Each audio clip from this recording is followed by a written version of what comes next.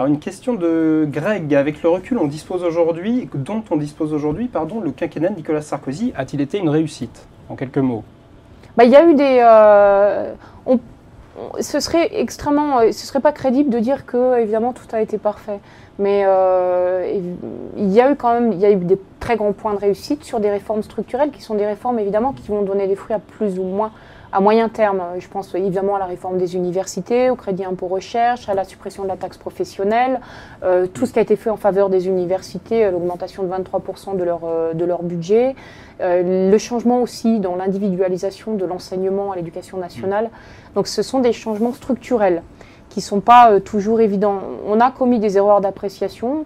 On a commis une erreur d'appréciation sur la manière dont serait comprise le bouclier fiscal, qui en soi est une idée juste, c'est-à-dire de se dire qu'il n'y a pas de raison que l'État confisque 80% de vos revenus. C'est pas injuste, surtout qu'il y a des personnes qui n'ont pas beaucoup de moyens, qui sont des personnes âgées, qui ont un patrimoine en ville, par exemple à Paris, qui tout d'un coup vont tomber sous le coup de l'impôt sur la fortune, alors même qu'elles n'ont pas de gros revenus. Donc c'était pas fondamentalement injuste, mais c'est pas pour autant que ça a été bien compris. C'est ça le plus gros échec de ce quinquennat. C'est-à-dire que ça a donné une mauvaise image et une image fausse de l'homme et du quinquennat. Et c'est sûr que l'opposition est toujours plus douée que nous pour communiquer, pour marteler des slogans.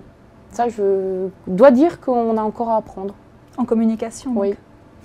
Je le dis très franchement. Je trouve qu'ils sont plus doués pour trouver effectivement et pour se mettre en ligne de... On le voit ce matin, ils se sont tous mis en ligne de tir. Alors ils ont inventé un nouveau mot. Ils le martèlent. Mais c'est pas... Bon, c'est dommage parce que je préfère les débats de fond un peu plus argumentés. Mais la communication aujourd'hui fait que il faut que ce soit court et il faut que ce soit fort à la limite de la caricature.